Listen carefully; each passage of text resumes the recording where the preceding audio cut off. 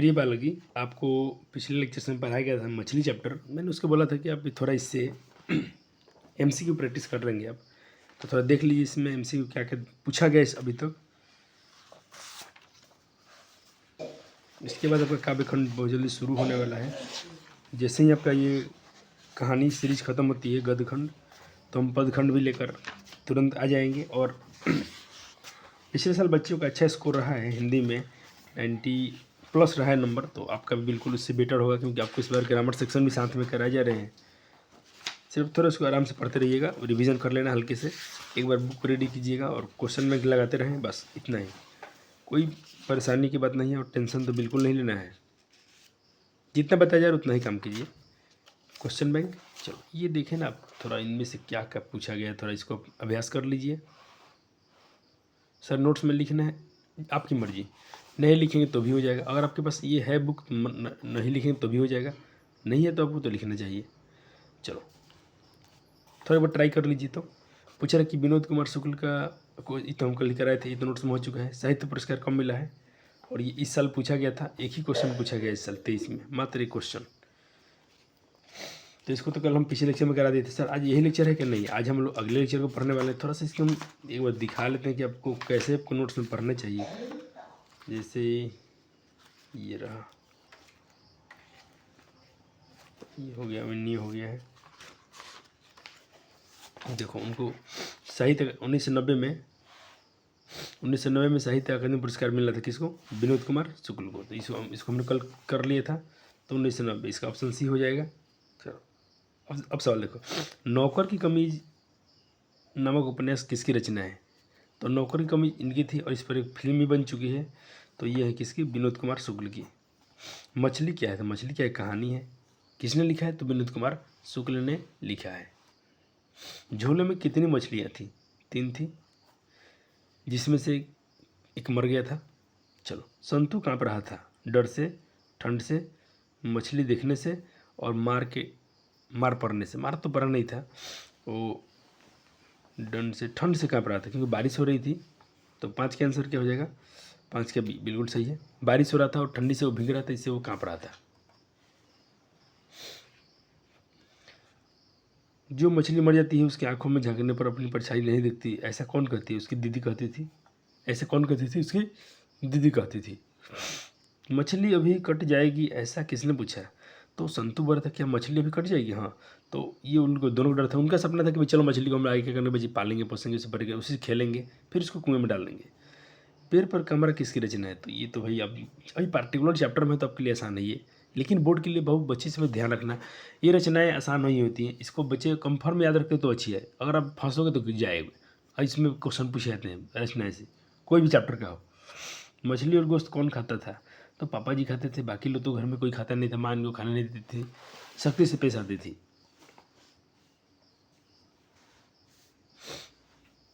अगला क्वेश्चन है कि मछली शीर्षक कहानी की कहानीकार विनोद कुमार शुक्ल को किस कहानी संग्रह या किस कहानी से लिया गया है। तो मैं आपको बताया था कि ये महाविद्यालय से लिया गया है। किसे लिया गया है, देखो यहाँ लिखा गया था कि प्रस्तुत कहानियों के उनके संकलन महाविद्यालय से, और इसको मैं हाईलाइट कर लिया हूँ। आपको हाईलाइटर से इसको हाईलाइट करना है। ऐसे ही सारे क्वेश्चन खोज के बुक में हाईलाइट कर दें, ताकि जब आप थोड़ा सा पढ़ोगे आपको तो ऐसे ही यूँ ही आपके दिमाग में क्वेश्चन याद आ जाएगा। पिताजी ने बाजार से कितनी मछलियाँ खरीदी थी, तो 3 थी। परिवार में नौकर का नाम क्या था, तो ये भगू था, है ना, भगू था।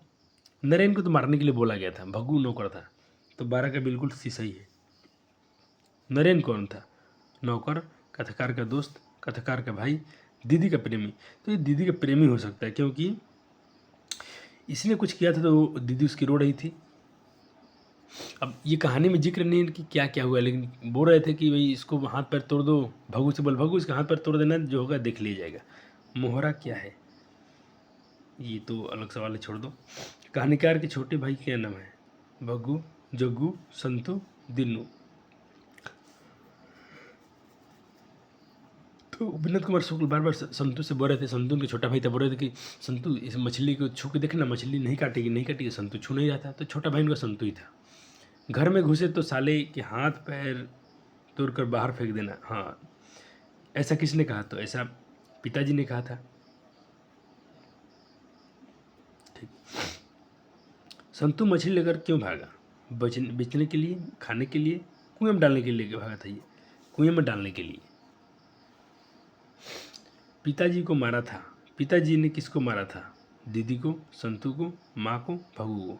अब देखो पिताजी ने दीदी को मारा था तभी वो रो रही थी। अब क्यों मारा था? दीदी की हरकत जाने, दीदी ने क्या किया, इस कहानी में जिक्र नहीं बार बार हूँ तो आपको तो परेशानी होना है। लेकिन बच्चे मैं बार देखो क्वेश्चन कहानी पढ़ने से क्या फ़ायदा हो गया, सारे क्वेश्चन ऐसे ही यूँ ही याद है। मछली छीनने की कोशिश कौन कर रहा था? तो ये भगुआ कर रहा था। मछली कहानी में किस वर्ग की जीवन, तो मैं बोला था कि इसमें निम्न मध्य वर्ग का है, तो 21 का हो जाएगा आपका सी। कहानी में कल ही मैंने पढ़ा था कि इसमें निम्न मध्य वर्गीय किसमें किया गया है, देखो इसमें मिल जाएगा आपको यहाँ पर।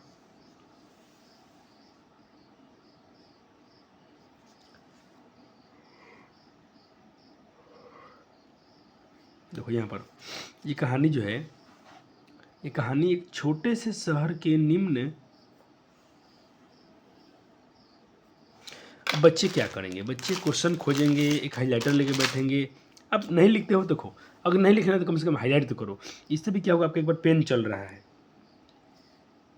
एक बार आपका पेन चल रहा है। देखो क्यों चल रहा है? एक बहाने से चल रहा है, क्योंकि आप क्वेश्चन को देख रहे हैं, उसको हाईलाइट कर रहे हैं, तो ये अच्छा एक पॉइंट है आपके लिए। चलो, संतु नरेन आपस में थे। संतु और नरेन आपस में थे, ये क्या थे? भाई भाई।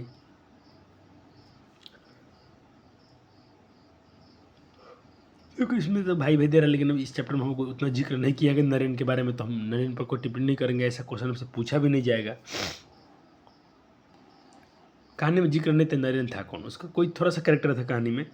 विनोद कुमार शुक्ल कहानीकार उपन्यास के अलावा क्या थे? कवि। तो ठीक ये थे, अपने लिंक के बारे में थोड़ा पढ़ लेते हैं कि कहानी के संग्रह लिखे, तो इसके अलावा क्या थे ये?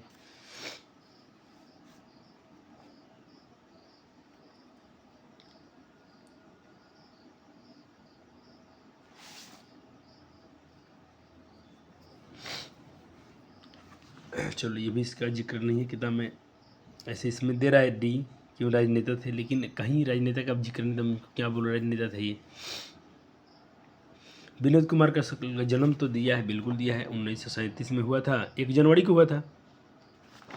तो 1 जनवरी 1937 बी ही जाओ, 24 का बी, 24 का बी, ठीक है। विनोद कुमार शुक्ल का जन्म कहाँ हुआ? तो ये छत्तीसगढ़ में हुआ था, हम कल पढ़े थे। कहाँ पर?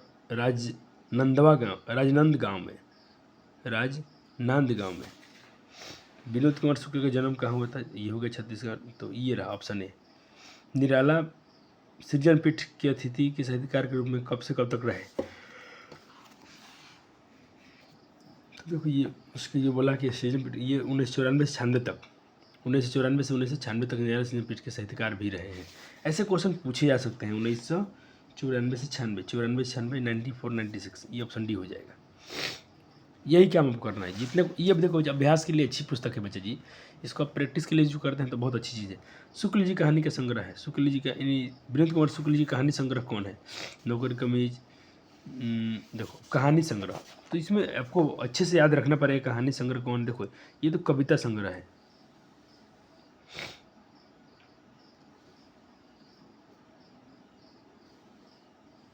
दो कहानी संग्रह है कथकी तथा 2 कहानी संग्रह है, एक पेड़ पर कमरा, एक महाविद्यालय। अब महाविद्यालय से ही चैप्टर लिया गया है। देखो इनकी 2 कहानी संग्रह है, इनकी 2 कहानी संग्रह है, दोनों याद रखना है, हो सकता है आपसे पूछे जाए। 3 उपन्यास हैं इनके, नौकर कमीज खिलेगा तो दिखेगा, और ये बच्चे कंफर्म, देखो मैं बता रहा हूँ जीवनी में आप ज़्यादा पढ़ेंगे, इसलिए जीवनी का हाईलाइट करेंगे। तो अब इनकी 2 कहानी संग्रह हैं, एक है पेड़ पर कमरा और महाविद्यालय। पेड़ पर कमरा और महाविद्यालय से चैप्टर को लिया गया है, पेड़ पर कमरा। तो पेड़ पर कमरा कहाँ है? ये रहा ऑप्शन डी। दयावती मोदी शिखर सम्मेलन से कब सम्मानित किए गए? तो इनको बुलाया कि देखो 1997 में दयावती, 1997 में, ये रहा जीवनी, सब जीवनी में दिया है, जीवनी से पढ़ लेंगे आप। लेखक अपने पिता से क्या मांगना चाहता था? मछली मांगना चाहते थे कि मांग के पोसेंगे, कुएं में डालेंगे, पालेंगे, खेलेंगे। चलो, मछली लेकर कौन भाग गया भाई? अरे भाई दोबारा क्वेश्चन हो गया, संतु। मछली कहानी के लेखक कौन है? तो ये विनोद कुमार शुक्ल जी हैं। अच्छा विनय कुमार शुक्ल है, ये गलत हो गया, विनोद है। अरे ऐसे तो क्वेश्चन थोड़ा बचा कर आना जी। मछली के लिए मसाला कौन पीस रही थी? माँ पीस रही थी, खाती लेकिन नहीं थी। विनोद कुमार शुक्ल किस कृषि विश्वविद्यालय में एसोसिएटेड प्रोफेसर थे? तो देखो ये प्रोफेसर कहाँ थे, तो प्रोफेसर आपको इनको बताया गया कि ये एसोसिएटेड प्रोफेसर इंदिरा गांधी इंदिरा गांधी कृषि विश्वविद्यालय, इंदिरा गांधी कृषि विश्वविद्यालय। ये सब क्वेश्चन पूछे गए हैं तो आपको इससे थोड़ा एक्सपीरियंस आएगा कि क्वेश्चन कहीं ना कहीं अच्छे हैं। मछली कहानी शीर्षक में दीदी का प्रेमी क्या नाम था? तो उनका प्रेमी था नरेन। इसी का हाथ पैर तोड़ने की बात है। संतू भीगने से बचने के लिए कहाँ खड़ा हो गया? तो मकान के नीचे खड़ा हो गया था, ये मकान के नीचे खड़ा हो गया था। कहानी में हमने कल पढ़ा था। 36 का हो जाएगा आपका सी, बिल्कुल सही है। संतू अचानक क्या लेकर भाग गया? अरे मछली लेकर भाग गया, और क्या। मछली किस प्रकार की कहानी है? सामाजिक, आर्थिक, मनोवैज्ञानिक, ऐतिहासिक।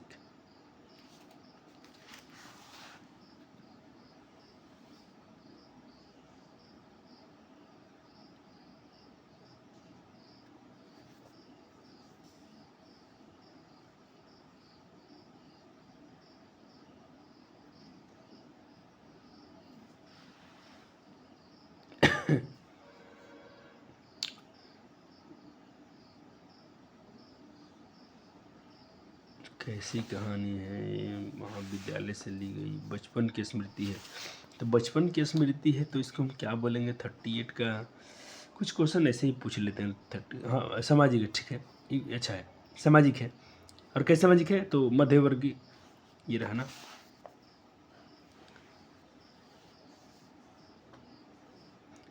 देखो एक छोटे कहानी है, छोटे शहर के निम्न मध्यवर्गीय परिवार के भीतर का वातावरण नहीं है, तो ये सामाजिक है कहानी।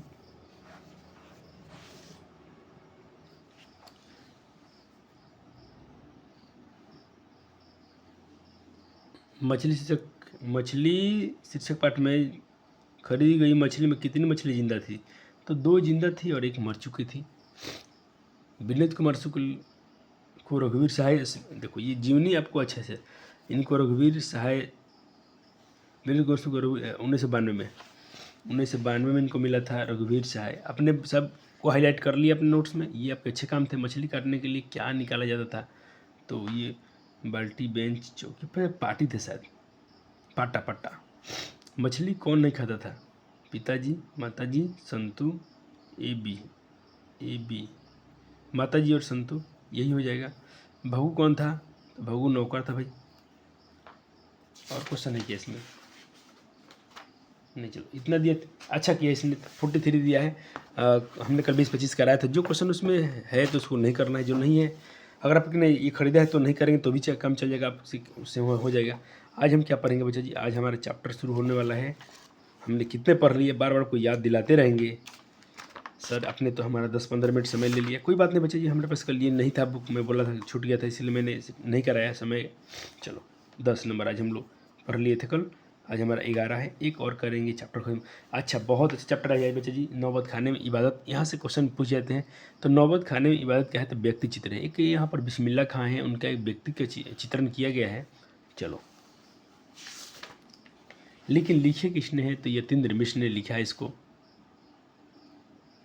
आज के समाज आपस में लड़ता है तो दुख होता है कि आप लड़ते हैं तो कभी कभी अपने शायद ये सब कहानियाँ नहीं पढ़ी, अपने व्यक्ति चित्र नहीं पढ़ा, अपने साहित्य नहीं पढ़ा, आपस में आज लड़ते हो आप लोग। चलो, अब लड़ते हो तो भाई चलो, आप पर एक कहानी बनाई गई है, इस कहानी को ध्यान से सुनना और कभी कम से कम आप तो अच्छे एक इंसान व्यक्ति तो बन के निकलना यहाँ से।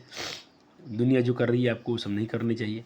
यतीन्द्र मिश्र का जन्म 1970 में अयोध्या उत्तर प्रदेश में हुआ था। अब आपको याद रखना पड़ेगा। सर आपको याद रखना है? नहीं, हम बच्चे जी हिंदी के आपके टीचर हैं नहीं, हम आपके गाइडर के, हम आपको मैथमेटिक्स में हेल्प करेंगे। ऐसे हिंदी में कर रहा हूँ, पूरा कर रहा हूँ कि आपके पूरे पिछले बैच में बच्चे को इतना पढ़ा दिया गया तो इतना से बच्चे ने 90+ कर लिया। सोचो कि जब हम बाकी वहाँ पर आपको हेल्प इसलिए कर रहा हूँ वो विषय थोड़ा टफ है। ये इतना आसान है कि आप थोड़ा सा अपने से अगर अपना पे एफर्ट लगा रहे हैं, आप अपने से खुद से बार बार पढ़ते हो, जितना पढ़ते हो, तो मैं लिख के देता हूँ कि आप 95+ जा सकते हो हिंदी में आसानी से, बिल्कुल। आपके पास हैंड राइटिंग अच्छी है, लेकिन आपको बुक के पास रहना पड़ेगा हमेशा के लिए, बुक पढ़ते रहना पड़ेगा, भूलते रहिए, पढ़ते रहिए, रिवीजन कीजिए बस। अगर आप चाहते हैं शॉर्टकट तो शॉर्टकट में नंबर आपको नहीं मिलेंगे, शॉर्टकट में सिर्फ आपको पास मार्क मिल सकते हैं, बस इतना ही। तो इनका जन्म भाई आपको याद रखना पड़ेगा 1977 में अयोध्या के उत्तर प्रदेश में हुआ। उन्होंने लखनऊ विश्वविद्यालय में लखनऊ से हिंदी भाषा और साहित्य में एमए किया, साहित्य में और हिंदी भाषा में उन्होंने एमए किया लखनऊ से ही। कहते कि वे साहित्य, संगीत, सिनेमा, नृत्य या चित्रकला के जिज्ञासु थे। ये बहुत दिलचस्प इंसान हैं। इनको ये कहाँ कहाँ पर इनका इंटरेस्ट है, ये साहित्य में, संगीत में, सिनेमा में, डांस में, नृत्य मतलब डांस होता है इस सब में बहुत, और चित्रकला में इन्हीं अपने ये आर्टिस्ट थे, चित्र बनाने में बहुत जिज्ञासु थे, इनको अच्छा लगता था। चलो, अध्येता थे वे, रचनाकार के रूप में मूलतः एक कवि थे, रचनाकार के रूप में कवि थे। उनके अब तक 3 काव्य संग्रह यदा कदा, अयोध्या तथा अन्य कविताएं और डेहरी पर आलाप, ये बहुत बार पूछा गया है कि डेहरी पर आलाप किसकी रचना है, तो ये यतीन्द्र मिश्र की रचना है, प्रकाशित हो चुके हैं। कलाओं में उनकी गहरी अभिरुचि है, कलाओं में उनकी गहरी अभिरुचि है। इसका परिणाम उन्होंने प्रख्यात शास्त्रीय गायिका गिरिजा देवी के जीवन में संगीत साधना का एक पुस्तक गिरिजा लिखी। भारतीय नृत्य कलाओं, भारत के जितने डांसर थे पर विस्मर्श, उस पर विस्मर्श की पुस्तक देवप्रिया, ये भी अच्छा प्रश्न बन सकता है कि जो भारतीय नृत्य कलाओं पर जो विस्मर्श है उसके लिए पुस्तक कौन सी बनी थी भाई, तो देवप्रिया बना था, जिसमें भारतनाट्यम और उड़ीसा के जो प्रख्यात नृत्यांगना सोनल मानसिंह से यतीन्द्र मिश्र का संवाद संकलित है। ये उससे बातें कर रहे हैं, एक उड़ीसा के अच्छे डांसर हैं सोनाल मानसिंह से ये यतीन्द्र मिश्र संवाद कर रहे हैं, आपस में बातचीत का वार्तालाप हो रहा है। यतीन्द्र मिश्र ने स्पीक मैके के लिए विरासत 2001 में एक के कार्यक्रम के लिए रूपकन कलाओं पर केंद्रित पत्रिका थाती का संपादन किया। संप्रति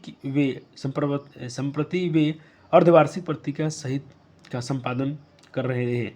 वे साहित्य और कलाओं के संवर्धन एवं अनुशीलन के लिए सांस्कृतिक न्यास विमला देवी फाउंडेशन का संचालन 1999 से कर रहे हैं। बच्चा जी कर रहे हैं ऐसा लिखा है इसके, जब तक चैप्टर बनी है ये बुक लिखा गया तो कभी ना कभी जिंदा थे। वैसे भी 97 में इनका जन्म हुआ है, तो अभी इनका जन्म देखा जाए तो 30 अभी भी जीवित हो सकते हैं। 77 यानी मान लीजिए कि उसके 23 साल उधर, अभी 23 साल 66 साल अभी हो सकते हैं कि इनका भी जीवित ही हो, क्योंकि मॉडर्न नहीं कि अभी से इनका डेट 66 से पूरा है। यतीन्द्र मिश्र ने रीतिकाल के अंतिम प्रतिनिधि कवि द्विजदेव की ग्रंथावली का सह संपादन भी किया है। उन्होंने हिंदी के प्रसिद्ध कवि कुंवर नारायण पर केंद्रित 2 पुस्तकों के अलावा, देखो ये हिंदी के प्रसिद्ध कवि कुंवर नारायण है, उन पर 2 पुस्तकों के अलावा हिंदी सिनेमा के जाने माने गीतकार गुलजार की कविताओं का संपादन यार जुलाहे नाम से किया है।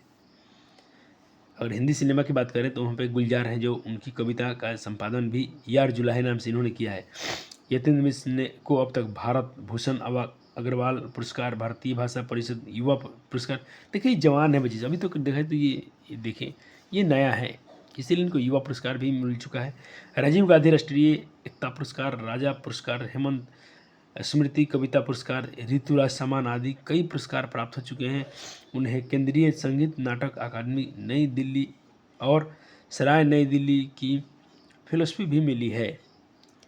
नौबत खाने, अब आइए अपने चैप्टर पे। नौबत खाने में इबादत, एक प्रसिद्ध शहनाई वादक भारत रत्न उस्ताद बिस्मिल्लाह खां पर रोचक शैली में लिखा गया व्यक्ति चित्र है। ये क्या है? व्यक्ति चित्र है।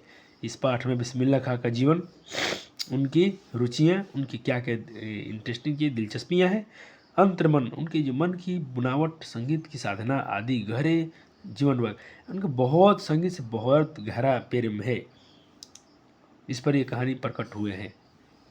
चले पढ़ें आगे, शुरू करें फिल्म। तो आपने कास्टिंग देख लिया कि पिक्चर में क्या होने वाला है। इसके राइटर कौन थे, उनके राइटर के जीवन में क्या क्या उन्होंने किया, अब जो जिस पर फिल्म बनने वाली है, एक है अपने बिस्मिल्लाह खां जी, उन पे शहनाई वादक है। तो बिस्मिल्लाह खां क्या है, आपसे क्वेश्चन पूछा जाए तो बताइएगा। शहनाई वादक थे, शहनाई बजाते थे। चलो पढ़ते हैं जल्दी जल्दी। और क्योंकि कहानी है तो सिर्फ आप एक व्यक्ति चित्र है, किसी व्यक्ति की एक ये है शहनाई बजाने वाले बिस्मिल्लाह खां, उस्ताद बहुत फेमस थे। चलो तो थोड़ा आप अभी मेरे साथ बने रहिएगा, अभी मन मन में गुनगुनाते रहिएगा। मन में कैसे गुनगुनाना है, जैसे मैं रीडिंग कर रही हूँ तो मन में सोचिए या सुनिए, ध्यान से सुनना है या मन में गुनगुनाते चलना है। अब देखिए, सन 1916 से 1922 के आसपास काशी पंचगांग घाट स्थित बालाजी मंदिर की ड्योढ़ी का नौबत खाना और नौबत खाना से निकलने वाली मंगल ध्वनि, वहाँ से मंगल ध्वनि जो निकलती है, वहाँ से जो अच्छी आवाज़ें निकलती हैं, और ये मंदिर है। आप कहेंगे सर ये जो ये तो मुस्लिम परिवार, मुस्लिम है थी बिस्मिल्लाह खां जी, फिर ये हिंदू मंदिर में क्या कर रहे हैं, सनातन में क्या कर रहे हैं? तो बच्चा जी आज के लोग ऐसे हो चुके हैं, ये जाति धर्म देखते हैं। पहले के लोग ऐसे नहीं होते थे, सब में सब लोग शामिल होते थे। तो ये प्रेम भावना रहनी चाहिए, क्योंकि धर्म को बनाया गया है, धर्म था नहीं पहले, इसको ईश्वर थे, उनको माना गया, धर्म माना गया। इस पर अब व्यक्ति को बांटा गया है, अपने आप में हम लोग बट के एक दूसरे से अलग रहना। आखिर छोटी सी ज़िंदगी लेके सब लोग आए हैं। देखो कब किसी को मारना चाहिए, जब हम लोग अमर होते तो किसी को मारते जाओ अकेले राज करो। जब अगला भी मर जाने वाला है, हम भी मर जाने वाले हैं, तो फिर इसमें किसी के प्रति ईर्ष्या इतनी नहीं होनी चाहिए। अब देखो थोड़ा इनके बारे में कह रहे हैं कि कमरुद्दीन अभी 6 वर्ष साल का है, कमरुद्दीन अभी सिर्फ 6 साल का है, और 12 भाई शमसुद्दीन 9 साल का है। कमरुद्दीन को पता नहीं कि राग किस चिड़िया को कहते हैं। ये राग जो होता है संगीत में क्या है उसको पता नहीं, वो छोटा भी, क्योंकि अभी सिर्फ 6 साल का है। और ये लोग हैं जैसे, और यहाँ पर लोग हैं जो मामू जान वगैरह, जो बात बात पर भीम पलासी और मुल्तानी कहते रहते हैं। क्या वाजिब मतलब हो सकता है, इन शब्दों का इस लिहाज से क्या उम्र नहीं है। कमरुद्दीन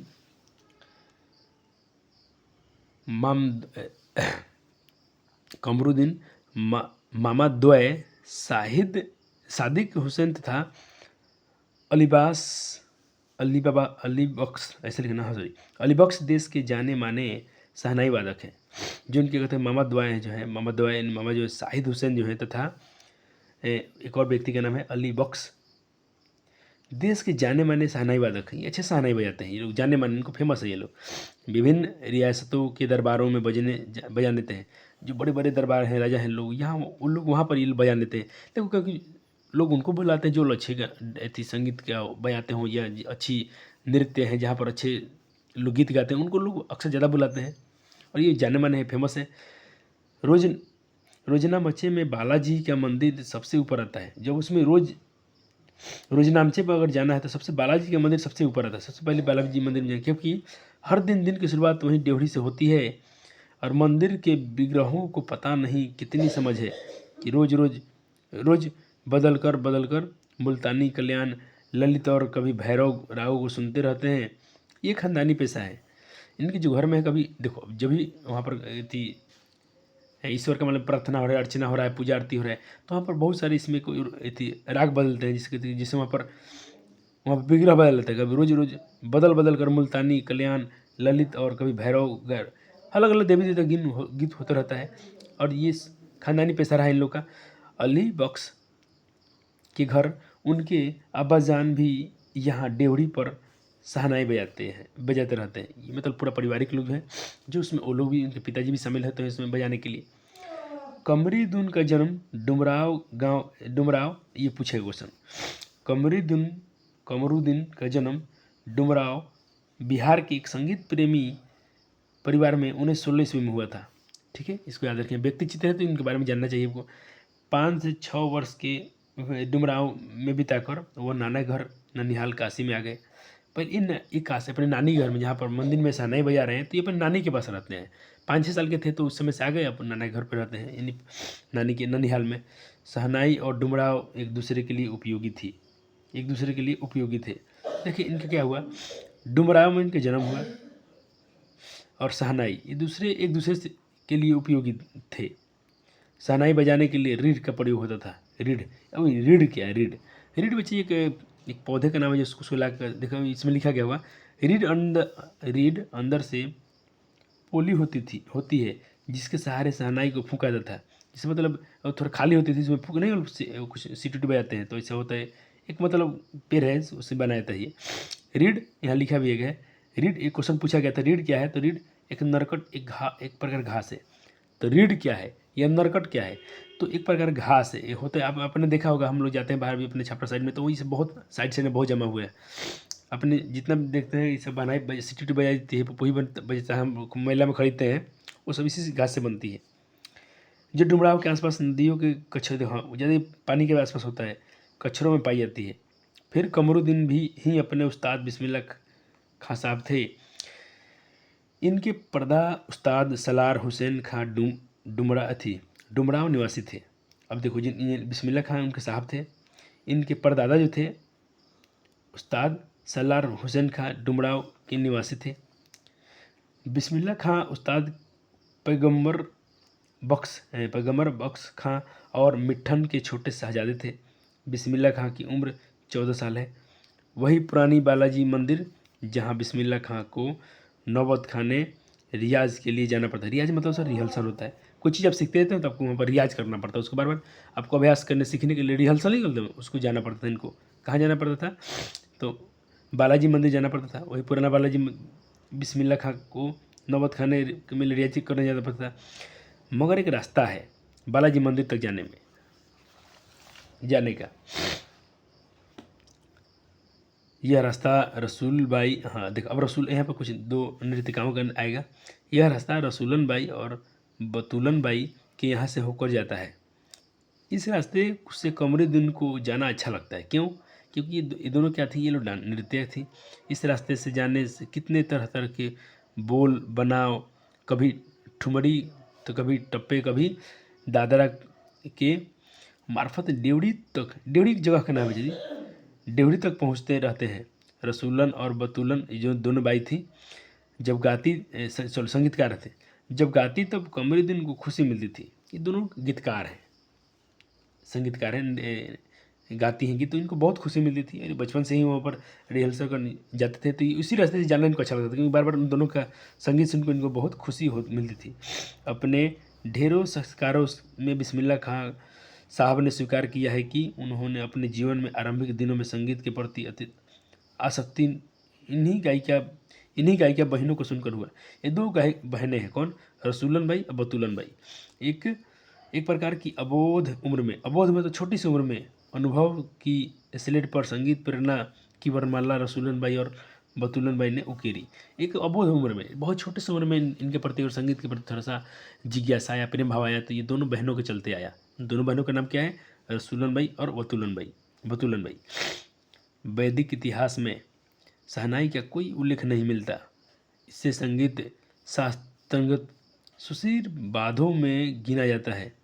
अरब देश में फूंकड़ी, अरब देश में पहले बजाया जाता था। देखो ये वैदिक इतिहास बोले तो बच्चा जी, हम लोग जो भारत इतिहास है, इसमें जो हम लोग वैदिक पुराण की बात करते हैं, तो शहनाई चीज़ ऐसा होती नहीं थी पहले। लेकिन अरब देश में फूंक कर बजाए जाने वाला ये क्या है? शहनाई क्या है? तो शहनाई है बच्चा जी अरब देश में फूंक कर बजाए जाने वाला वाद्य जिसमें नारी नरकटेरी होती है को नए बोलते हैं। शहनाई को सहने अर्थात सुशीर बधों में शाह की उपाधि दी गई है। तो कहीं पूछे कि शहनाई क्या है, तो इतना आप एक्सप्लेन कर देंगे तो अच्छा आपका काम हो जाएगा। 16वीं शताब्दी के उत्तरार्ध के तानसेन के द्वारा रची बंदिश जो संगीत राग कल्पद्रुम से प्राप्त होती है में शहनाई, मुरली, वंशी श्रृंगी एवं मूर्छंग आदि का वर्णन आया है। अब यहाँ से पढ़ते हैं अगला पैराग्राफ। अवधि पारंपरिक लोकगीतों एवं चैती में शहनाई का उल्लेख बार बार मिलता है। मंगल का परिवेश, इनका भी कोई गीत, अब घर में कुछ अच्छा शुभ कार्य है, घर भोजे गृह भोजे शादी विवाह, तो प्रतिष्ठान करने वाला यह वाद्य मतलब ये जो बजाया जाता है जगहों पर मांगलिक विधि विधानों के अवसर पर ही प्रयुक्त हुआ है। दक्षिण भारत में मंगलवाद्य नागस्वरम की तरह शहनाई प्रभाती मंगल ध्वनि का संपूरक है। ये दक्षिण भारत में इसको अच्छे से बजाया जाता है, वहाँ पर इस ये और हर अच्छे शुभ अवसर पर शहनाई की इसी मंगल ध्वनि के गायक बिस्मिल्लाह खां, ये मंगल ध्वनि अच्छा ध्वनि बजाने वाले बिस्मिल्लाह खां साहब दशकों के सुर मांग रहे हैं, दशकों से सुर मांग रहे हैं। सच्चे सुर की नेमत 5 वक्त वाली नमाज, ये 5 वक्त की नमाज इसी सुर को पाने की प्रार्थना है। जब जब ये नमाज पढ़ते हैं तो ईश्वर से क्या, देखो सब लोग क्या मांगते हो, कोई जिससे हम लोग पूजा पाठ करते हैं, नमाज पढ़ते हैं, तो हम लोग उसमें कुछ मांगते होंगे ईश्वर से कि हमें संपत्ति दें, धन दें, हमें थोड़ा तरक्की दें, सेहत दें, स्वास्थ्य दें। ये ईश्वर से देखिए क्या मांग रहे हैं, ये ईश्वर से विद्या ही मांग रहे हैं। और देखिए शहनाई बजाना, मैं आपसे बहुत बार बोला हूँ कि सरस्वती क्या है, विद्या क्या है, तो साहित्य, संगीत, कला, प्रेम, जो भी आप ये सब आती है भावना, इस सब के प्रति प्रेम की भावना है आपकी, सब ये विद्या है। तो ये अपने ईश्वर से ही मांगते हैं। सुर पाने की प्रार्थना खर्च हो जाती है। ये 5 बार की नमाज पढ़ के अच्छा सुर मांगते हैं कि अच्छा सुर मिल जाए, और प्रार्थना में खर्च हो जाती है। लाखों सजदे इसी एक सच्चे सुर की इबादत में खुदा के आगे झुकते हैं, बार बार खुदा के सामने सुर झुकते हैं अच्छा सुर पाने के लिए। वे नमाज के बाद सजदे में गिड़गिड़ाते मेरे मालिक, अपने मालिक से कहते हैं, ईश्वर से, अल्लाह मालिक से, मेरे मालिक एक सुर बख्श दे, एक हमको सुर दे दे मालिक, एक हमको सुर दे दे अच्छा सुर में वो तस्वीर पैदा कर कि आँखों से सच्ची मोती की तरह अनगढ़ आंसू निकल आए। कोई सुने तो भाई एकदम आँखों से एकदम अनगढ़ मोती जैसा आंसू निकल जाए। उनको यकीन था कभी खुदा यूं ही उन पर मेहरबान होगा और अपनी झोली से सुर का फल निकालकर उनकी झोली में उछलेगा। ये इनको ईश्वर से बहुत प्रेम है और इनको विश्वास है कि ईश्वर इनको बिल्कुल एक दिन जरूर देंगे, अपने क्या देंगे, सुर का मतलब वरदान जरूर मिल जाएगा अपने अल्लाह मालिक से। इसीलिए बार बार ये 5 वक्त का नमाज और लाखों सजदे करते हैं डेली, उनके साथ डेली यही दुआएं हैं इनसे। अपने उहापोहों से बचने के लिए हम स्वयं किसी शरण की इसी गुफा को खोजते हैं जहाँ कभी दुश्चिंताओं का दुर्बलताओं को छोड़ सकें, वहाँ फिर अपने के लिए नया तलिस्म गढ़ सकें। हिरन अपनी ही महक से परेशान पूरे जंगल में उस वरदान को खोजता है, उसकी गमक उसमें समाई हो। कई दशक तक बिस्मिल्लाह खां यही सोचते आए हैं कि सातों सुरों को बरतने की तमीज़ उन्हें सलीकों से अभी तक क्यों नहीं आई है। जो 7 का सुर होता है उन्हें अभी तक क्यों नहीं है सलीके से, मतलब अच्छे से क्यों नहीं आ गई है। बिस्मिल्लाह खां और शहनाई के साथ साथ मुस्लिम पर्व का नाम जुड़ा हुआ है। ये क्वेश्चन पूछेगा बिस्मिल्लाह खां से, ये मैं हाईलाइट करता हूँ, बहुत इंपॉर्टेंट है। बिस्मिल्लाह खां और शहनाई के साथ किस मुस्लिम पर्व के साथ जुड़ा है, पर्व का नाम पूछेगा तो आप याद रखिएगा मुहर्रम। क्या याद रखिएगा, मुहर्रम। ये बहुत बार पूछा गया, सर आप हिंदी कैसे याद है आपको, अरे क्वेश्चन में याद है इसीलिए बता रहा हूँ आपको, आप भी क्वेश्चन में पलटें आपको मज़ा आ जाएगा। मुहर्रम का वह महीना है जिसमें शिया मुस्लिम, जब मुस्लिम में बहुत सारी जातियाँ होती हैं तो उसमें शिया मुस्लिम एक माना जाता है। हजरत इमाम हुसैन एवं उनके कुछ वंशजों के प्रति अजदारी यानी शोक मनाया जाता है। जो शिया मुस्लिम होते हैं वो लोग, उनके जो वंशज जो हैं, हजरत इमाम हुसैन एवं उनके वंशजों के प्रति जो शोक मनाया जाता है, पूरे 10 दिनों तक शोक है। ये 10 दिनों का शोक होता है, यानी किसी की मृत्यु पर हम लोग शोक जो मनाते हैं वही है। वे बताते हैं कि उनके ख़ानदान का कोई व्यक्ति मुहर्रम के दिन न तो शहनाई बजाता है न कोई संगीत। क्यों बजाएगा, अगर हम शोक ही मनाते हैं तो उसमें खुशियाँ कहाँ से आ सकती है। अब ये क्यों होता है कि अब देखते हैं, क्योंकि उनका वंशज का दिया गया है, कार्यक्रम में शिरकत नहीं करता है, न कोई कार्यक्रम में भाग लेता है। 8वीं तारीख उनके लिए खास महत्व होती है। अब 10 दिन का मुहर्रम होता है जिसमें 8वां दिन हो जाए बहुत उनके लिए खास होती है। इसी दिन खां साहब खड़े होकर शहनाई बजाते थे। दलमंडी में फतमान के करीब 8 किलोमीटर तक। ये क्वेश्चन पूछेगा कि वो मुहर्रम में कितने किलोमीटर तक पैदल जाते थे क्या फतमान में, तो दलमंडी के 8 किलोमीटर दूर पैदल रोते हुए क्यों, देखो क्या अपने भरा शोक मनाते हैं, शोक में कोई बच्चा जी हंसेगा थोड़ी ना, शोक में रोते हुए 8 किलोमीटर पैदल चलना समझो कितनी बड़ी बात है। रोते जाना है, शहनाई भी बजाना है और पैदल। इसी दिन कोई राग नहीं बजता है, हाँ सॉरी पैदल जाते हैं नौहा बजाते हुए। क्या बजाते थे, नौहा बजाते हुए। इस दिन कोई राग नहीं बजता है, सिर्फ नौहा बजता है। राग रागनियों की अदगाई का निषेध है मतलब मना है इस दिन। इनकी आंखों में इमाम हुसैन और उनके परिवार के लोगों की शहादत के में नम रहती है। जो जो आपने पढ़ा कि हजरत इमाम जो थे उनके परिवार के ये शोक मनाते, उनकी जो परिवार की जो मतलब लोग मरे होंगे, शहीद हुए होंगे, जो भी हजारों आंखें नम है, हजारों लोग इसको करते हैं, उनके सब लोग के प्रति मतलब है दुख है, उदासी है, हजारों लोगों के प्रति। 1000 बरस की परंपरा है, ये बहुत पुनर्जीवित है, ये आज भी जीवित है। मुहर्रम संपन्न होता है फिर ख़त्म होता है, एक बड़े कलाकार का सहज मानवीय रूप ऐसे अवसर आसानी से दिख जाता था। मुहर्रम में गमज़दा माहौल से अलग कभी कभी सुकून के क्षणों में वे अपनी जवानी के दिनों को याद करते हैं। वे अपने रियाज को कम, उन दिनों के अपने जुनून को अधिक याद करते, अपने अब्बा जान और उस्ताद को कम पक्का महाल की कुलसुम हलवाइन की कचौड़ी वाली दुकान गीतबाली और सुलोचना को ज़्यादा याद करते। जहाँ ये लोग कभी कभी कुछ खाते पीते थे, उनको ही अपनी जवानी की बातें याद करते थे। देखो एक दुकान है जहाँ पर कचौड़ी है, हलवाइन है, हलवाइन का नाम क्या है एक पक्का महल की कुलसुम हलवाइन थी, उनके पक्का महल था, कचौड़ी वाली दुकान थी, और गीतबाली और सुलोचना को ज़्यादा याद करते थे। गीतबाली वही हुई जो दोनों बहनें, और सुलोचना को ज़्यादा याद करते थे। कैसे सुलोचना उनकी पसंदीदा हीरोइन रही थी, इनकी फेमस, इनको ये उस हीरोइन को पसंद करते थे। बड़ी रहस्यमय मुस्कुराहट के साथ गालों में चमक आ जाती थी। खां साहब यानी बिस्मिल्लाह खां साहब जबकि अनुभवी आँखों और हल्दी ही खिस के हंस देने की ईश्वरीय कृपा थोड़ा 1 मिनट बचे जी, गला फंस रहा है। चलिए मैं इस्लाम पे थे हीरोइन पसंद आ रही थी। खास कर यहाँ हम परिश्रम पढ़े थे, खां साहब की अनुभवी आँखें और जल्दी ही सर मैं हल्दी पढ़ा था उसमें, जल्दी ही खिस से हंस देने की ईश्वरीय कृपा बदस्तूर कायम रही। पानी पीना पड़ेगा।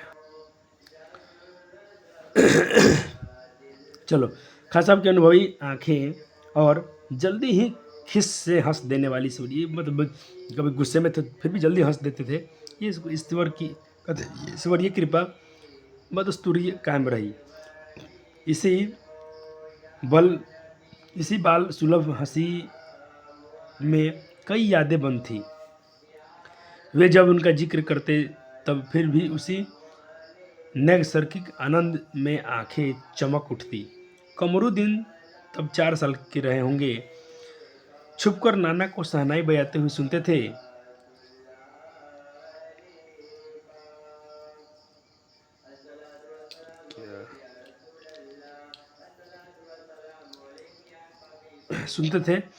रियाज के बाद अपनी जगह से उठकर चले जाएं, तब जाकर ढेरों छोटी बड़ी शहनाइयों की भीड़ से अपने नाना वाली शहनाई ढूंढते जो उनके नाना बजाते थे। एक एक शहनाई को फेंक कर खारिज करते जाते।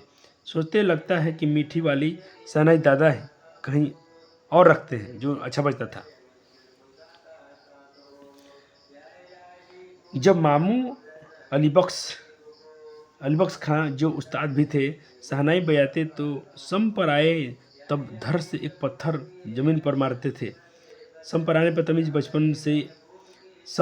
की तमीज़ उन्हें बचपन में ही आ गई थी, मगर बच्चे को यह नहीं मालूम था कि दाद वह करके ही दी जाती है, सिर हिला कर दी जाती है, पत्थर पटक के नहीं।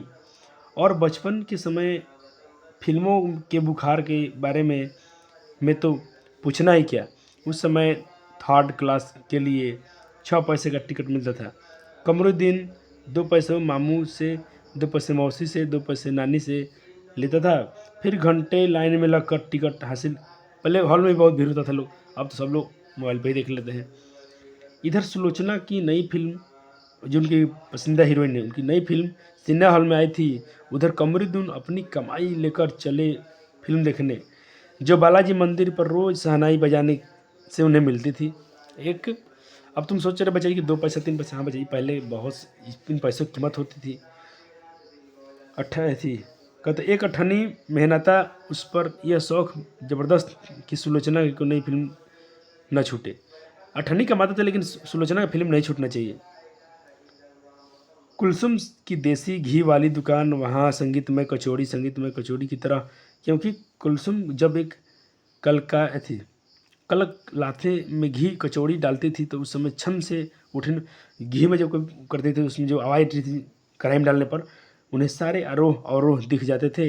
राम जाने कितने ऐसे कचौड़ी खाई होंगी, बहुत खाते थे, मगर इतना तय है कि खां साहब रियाजी और स्वादी दोनों थे, बहुत खाते थे ये जो इनकी स्वादिष्ट चीज़ें लगती थी।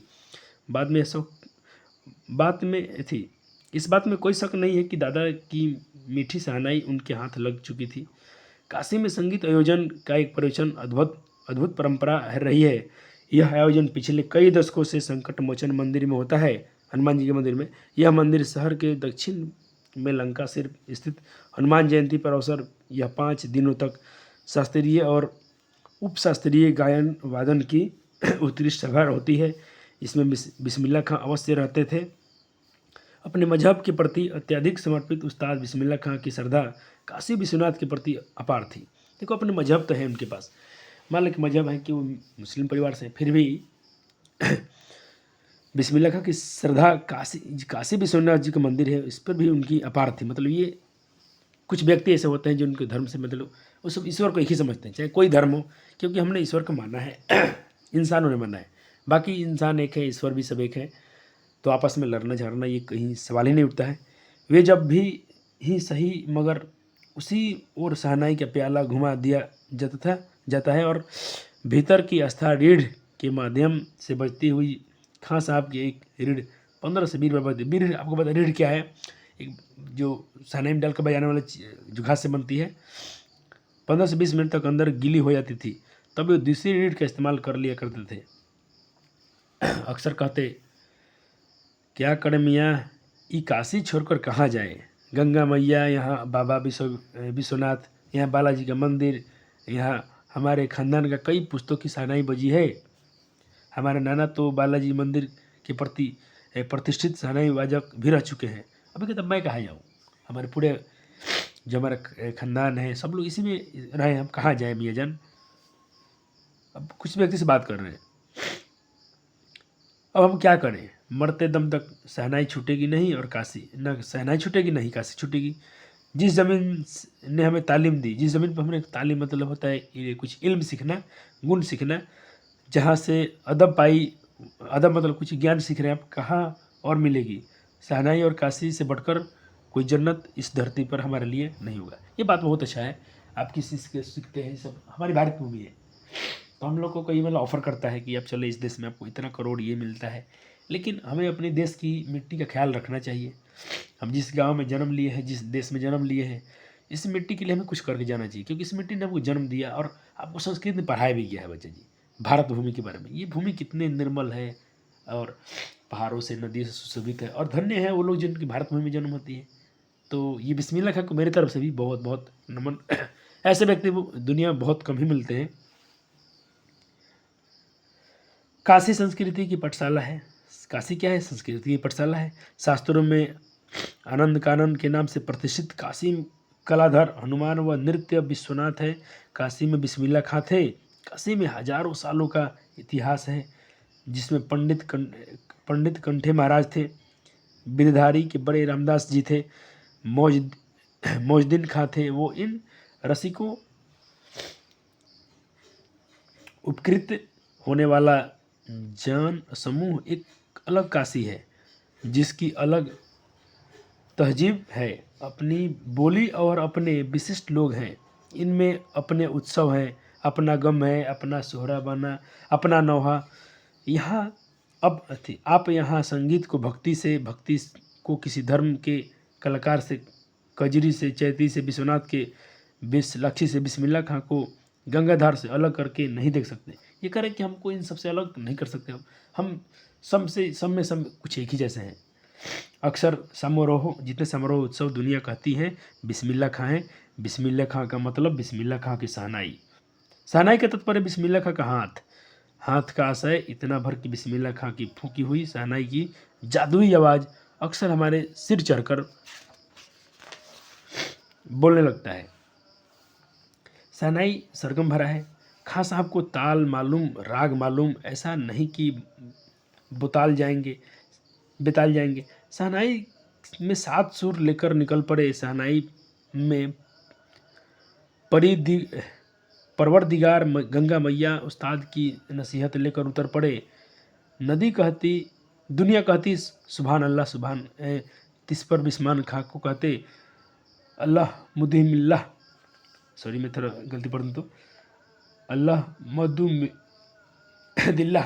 छोटी छोटी उपज से मिलकर बड़े आकार बनता। शहनाई का करतब शुरू होने लगता। बिस्मिल्लाह खां का संसार सुरीला हुआ। फूक में अजान की तस्वीर उतरती चली गई। देखते देखते शहनाई 1.5 शतक से साज 2 शतक तक साजमन चीज़ों की कतार में सरताज हो गई। कमरुद्दीन की शहनाई गूंज उठी। उस फकीर की दुआ लगी जिसने कमरुद्दीन की कहा था बजा बजा। किसी दिन शिष्या ने डरते डरते खां साहब को टोका, बाबा आप ये क्या करते हैं? इतनी प्रतिष्ठा है आपकी, अब तो आपको भारत रत्न भी मिल चुका है, आपको अवार्ड मिल चुका, फिर भी यह फटी तहमद न पहना कर। एक बच्ची ने बोल दिया, शिष्य जो सीखती थी, कि आपको तो भारत रत्न मिल गया, आप इतने विश्व फेमस हो चुके हैं, और फिर ये फटी उटी तहमद न पहना करें। तहमद मतलब क्या होता है बच्चे, ये थोड़ा देखना पड़ेगा मुझे, जरूर दिया होगा बुक में तहमद।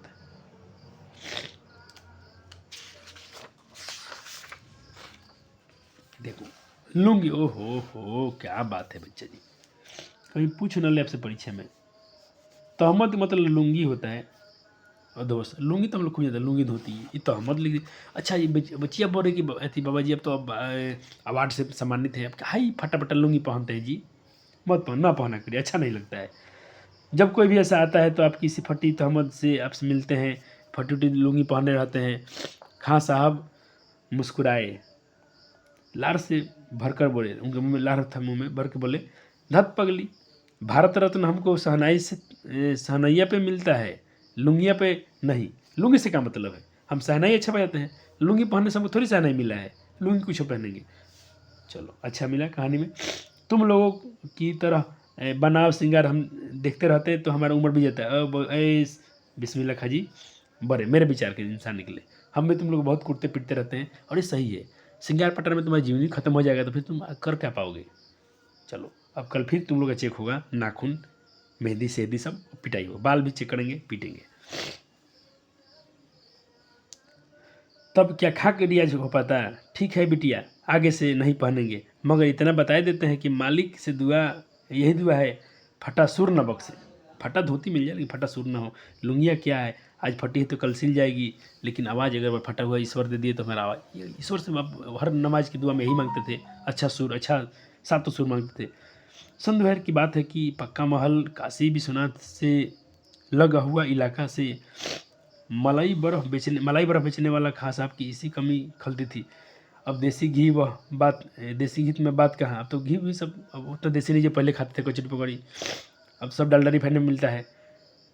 कहाँ वह कचौड़ी जलेबी खां साहब को बड़ी शिद्दत से कमी खलती। अब संगीतियों के लिए गायकों के मन में कोई आदर नहीं है रहा। खां साहब अफसोस जताते, अब घंटों रियाज को कौन पूछता है। हैरान है कि बिस्मिल्लाह खां कहाँ वह कजली चैती और अदरब, अब तो सब खेसरिया पेसरिया के नाश कर दिया। सचमुच हैरान करती हैं काशी पक्का महल से जैसे मलाई बर्फ़। गया संगीत साहित्य अदब की बहुत सारी परंपराएं लुप्त हो गई, सारी रीति रिवाजें ख़त्म हो गई, ये बात सही है। एक सच्चे सुर साधक का और सामाजिक की भांति बिस्मिल्लाह खां को इनकी सबकी कमी खलती थी। काशी में जिस तरह बाबा विश्वनाथ और बिस्मिल्लाह खां एक दूसरे के लिए पूरक रहे हैं, पूरक मतलब दोनों एक दूसरे से मिल के बने हैं, आपने पूरक कौन पढ़ा होगा मैथमेटिक्स में, उसी तरह मुहर्रम और तजिया, होली और वीर, ये सब एक दूसरे के पूरक है। लेकिन आज देखो दशहरा हो गया, होली हुआ, किसी को रंग पड़ गया तो आपस में लड़ जाना कट जाना। अभी फिलहाल की घटनाएं हैं अपने छपरा जिला में कि शायद पता नहीं, सुना गया है ऐसा कि दुर्गा विसर्जन हो रहा था दुर्गा माँ के, तो उसमें शायद किसी मुस्लिम पर कुछ लोग अभी डाल दिए थे, अब आपस में कटाकुटी मारा मुरी की है। ये गलत चीज़ें हैं, लेकिन सब एक दूसरे के पूरक हैं। हम लोग खुद बच्चे हम लोग शामिल हुआ करते थे, हम लोग मुहर्रम में तजिया में अपने से घर से ईश्वरपुर जाते थे। पहले होली में वो लोग भी मुस्लिम परिवार आके आपस में हम लोग खूब खेलते थे, कभी पता ही नहीं चला कि ये किसका धर्म है किसका क्या है।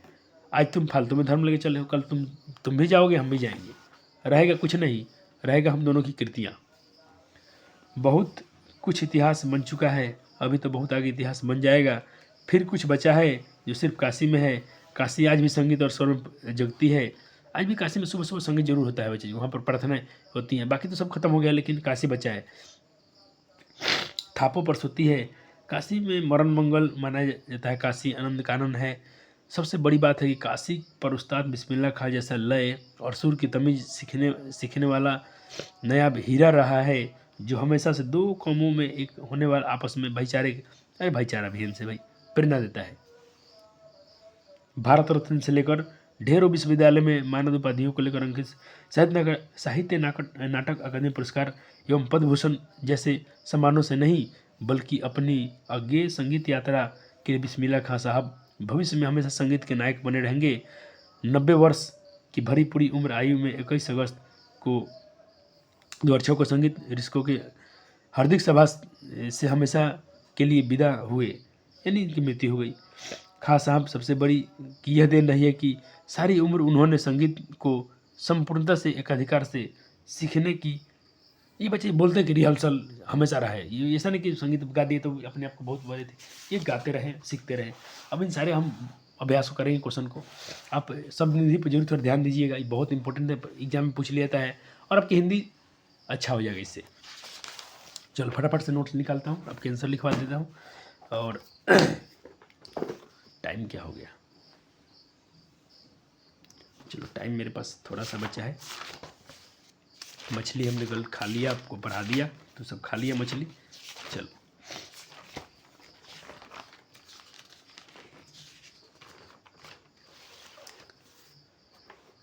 थोड़ी सी राइटिंग के लिए क्षमा चाहेंगे बच्चा जी, लेकिन आप पढ़ पाएंगे। मेरे बच्चे हैं, अब इतने दिन से हमसे जुड़े हैं, भाई बहन है, तो बड़े भैया का थोड़ा सा राइटिंग सही नहीं, तो आप लोग अब मिलेगा सर ने, मैंने भी अपना राइटिंग सुधार लिया, तुम लोग तो प्योर। चलो फटाफट से ये सब सारी चीज़ों को आपको अपने नोट्स में उतारते चलेंगे, क्योंकि अपनी कहानी पढ़ लिया है। अब जस्ट अब बच्चा जी आप सोचेगा सर इसमें 2 दिन लगता है, लगने दे बच्चा जी, क्या ये एक दिन में मैं नोट्स बना लिया हूँ? नहीं, हमको बनाने में भी तो समय लगा है, बहुत समय लगता है। तुम तो सिर्फ लिखने के लिए बस लिख के तुम आराम से करोगे। यहाँ पर अंत मरण लिखा है कि बुनावट संगीत की साधना से आदि गहरे जीवन अनुराग और संवेदना के साथ साथ प्रकट हुए हैं। चलो बोध अभ्यास में अत्यंत में लिखे चैप्टर को, चैप्टर 11 ही है। नौबत खाने में इबादत व्यक्ति चित्र ही है। ये क्या है? एक व्यक्ति चित्र है किसी व्यक्ति के ऊपर। तो सारे प्रश्न को यूं ही आप उड़ा सकते हैं। डुमराव की महत्ता किस कारण है? वाह वाह क्या क्वेश्चन है। सुशिरवाद किन्हें कहा जाता है? आपने पढ़ा था कि ये तो भाई आई थी, अरब से आई थी। बिस्मिल्लाह खां सजदे में किस चीज़ के लिए गिराते? अरे भाई सुर मांगते थे कि ईश्वर से गिराते हैं, हे मालिक हमें सच्चा सुर दे दे, अच्छा सुर दे दे, बस फटा धोती रहेगा चलेगा लेकिन सुर न फटे। मुहर्रम के प्रति बिस्मिल्लाह खां का जुड़ाव का परिचय अपने आधार पर दीजिए। आपने जस्ट पढ़ा था थोड़ा देर पहले कि उनका 8 किलोमीटर पैदल चलना, रोते हुए जाना, ये बहुत, और बाकी उस दिन ये किसी को निषेध था, ये मना करते थे उस दिन, बाकी ये कोई संगीत किसी चीज़ में शामिल नहीं होते थे। संगीतमय कचौड़ी से आप क्या अर्थ समझते हैं? बच्चा जी ये नोट्स पढ़ के बच्चे 94, 93, 90 प्लस नंबर, 90 प्लस तो नंबर किए हैं, तो आपको बिल्कुल एकदम भरोसे से करना है और भरोसा करना है। और आपने खुद कहानी पढ़ ले, थोड़ी भाषा में आप भी अपने मिला सकते हो, क्योंकि ये तो साहित्य है, इसमें कोई रोक टोक है नहीं, लेकिन टॉपिक आपका बदलना भी नहीं चाहिए। तो ये आपको आंसर करवा दिया था कि बच्चे को एक राहत मिल जाए, आपको एक पैटर्न मिल जाए कि आपको लिखने कैसे हैं। सर रटना है चीज़ को, सर इतने बड़े बड़े आंसर याद करने नहीं, आपको सिर्फ पढ़ने हैं, आपको पता चल जाएगा। देखो फटा सुर न बरखे, लुंगिया क्या है? वो तो बच्ची से बोले थे, आप तुरंत पकड़ना है चैप्टर कहाँ से लिए गए हैं।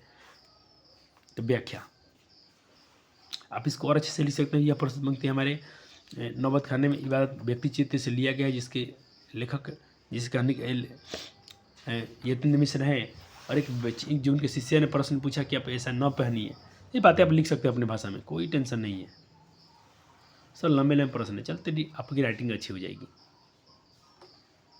हो गया, चलो ये तो प्रश्न बहस हो गया। अब उसके मैं ये करा देता हूँ बुक के जो ये क्वेश्चन होते हैं,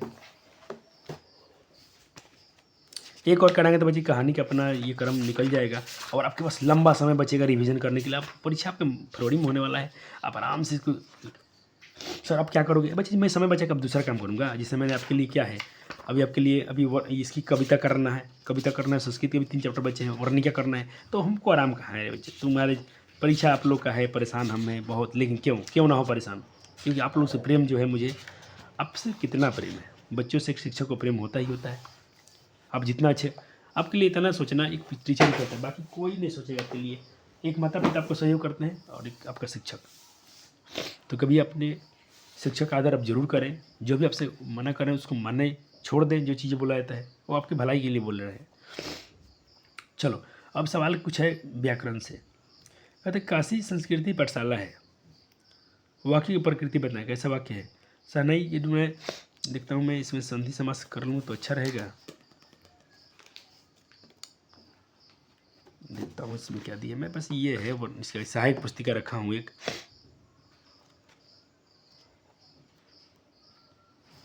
शिक्षा बचेगा इसके आगे।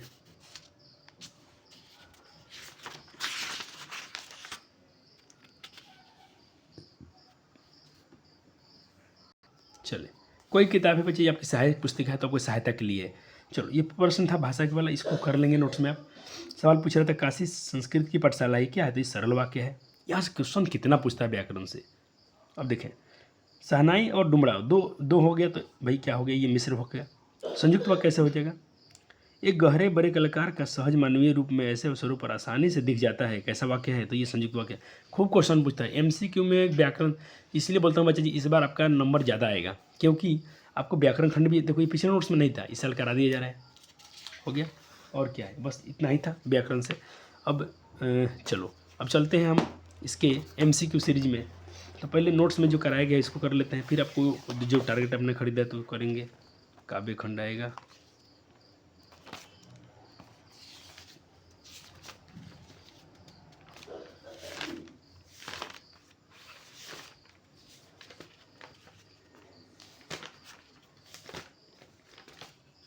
चलो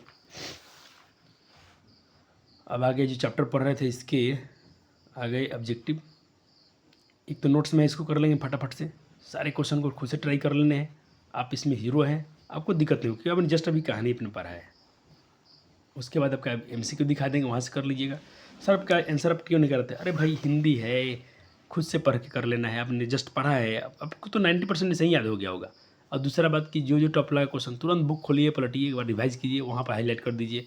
रसूलन बाई थी, अरे भाई वो लोग नर्तक की थी, डांसर थी, 2 बहनें थी, सॉरी गायिका थी, सॉरी, जो उनके गीत उनको सुनकर बहुत अच्छा लगता था, उनको बहुत अच्छा फील होता था जब उस रास्ते से जाते थे। तो ये कैसा होता है, ड्योढ़ी पर आलाप किसकी रचना, ये बहुत बार पूछा गया, ड्योढ़ी पर आलाप किसकी रचना है। तो इसमें मेरे पास टॉप 90 क्वेश्चन थे जो पूछे गए हैं बोर्ड में, लेकिन उससे भाई कोई फर्क नहीं पड़ता है। मैं तो छोड़ के आ दिया क्वेश्चन, चलो इसमें तो मिल जाएगा।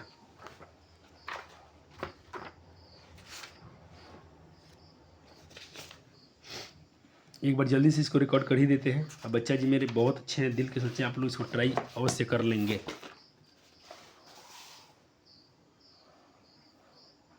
देखो 23 में पूछा गया। अब यहाँ से आपको फील आएगा कि पेपर कैसा होता है। तो कुछ बच्चे को बोला सर ये हम क्यों खरीदें, मैं बोला कि ये प्रैक्टिस सेट है आपके लिए, यहाँ से आप प्रैक्टिस कर सकते हैं, अपने आपको देख सकते हैं कि आपको क्या इनकी आंसर पता है, तो समझो कि आपको बोर्ड के क्वेश्चन हो जाएंगे। अगर आप इन क्वेश्चन को यूँ ही चुटकी बजा कर लेते हैं तो समझिए कि बोर्ड के क्वेश्चन आपने तोड़ डाला। रसूलन बाई थी तो क्या थी भाई, कवित्री थी, गायिका थी। 15 का क्या हो जाएगा बच्चा जी, 15 का हो जाएगा बी, बहुत अच्छा है। चलो इसमें आंसर सीट भी होता है बच्चे, आप आंसर नहीं देखेंगे। सुलोचना कौन थी, ये उसकी अभिनेत्री थी सर, इसकी फिल्म बहुत देखने जाते थे। तो 16 का ए हो जाएगा। इसकी कोई फिल्म वो छोड़ते नहीं थे, अभिनेत्री थी। ड्योढ़ी पर आलाप शीर्षक का वो हो देगा, आ गया ना। बिस्मिल्लाह खां का निधन कब हो गया, लास्ट में चलेगा, अभी जस्ट पढ़ा था। कुलसुम कौन थी, तो वो हलवाइन थी। देखो ये सब क्वेश्चन यूँ ही बुला रहे हैं, क्यों? क्योंकि हमने जस्ट कहानी पढ़ा है और आप इसको रिवाइज कर रहे हैं। मैं बोला हूँ ऐसे ही बच्चे को, आप कोई नया चैप्टर पढ़ें, एक बार टारगेट के MCQ लगा लें, इतना ही करना है। या कोई क्वेश्चन पढ़ें या ब्रिलियंट क्वेश्चन में कर लें, आपका काम हो गया। आप 95+ के ऊपर जा रहे हो। 30 क्वेश्चन हुआ, अब देखिए 31। बस हो गया। अब ये क्वेश्चन आप प्रैक्टिस कर लीजिएगा। अब मिलते हैं अगले लेक्चर में, तब तक के लिए वीडियो कैसा लगता है, पढ़ने का अंदाज कैसा लगता है जरूर बताइएगा, कि मैं बच्चे आपको कम समय लेके आपको अच्छी कंटेंट देता हूँ। इसके लिए बहुत बहुत आपको मैं, और वीडियो जरूर शेयर करें, अब बढ़ाएं। आपका फैमिली तो अच्छा हो गया, आपके चैनल अपने मोनेटाइजेशन में है, आपका थोड़ा सहयोग चाहिए कि वीडियो को शेयर जरूर करें, दूर दूर तक बच्चे इसको देखें। धन्यवाद, शुक्रिया।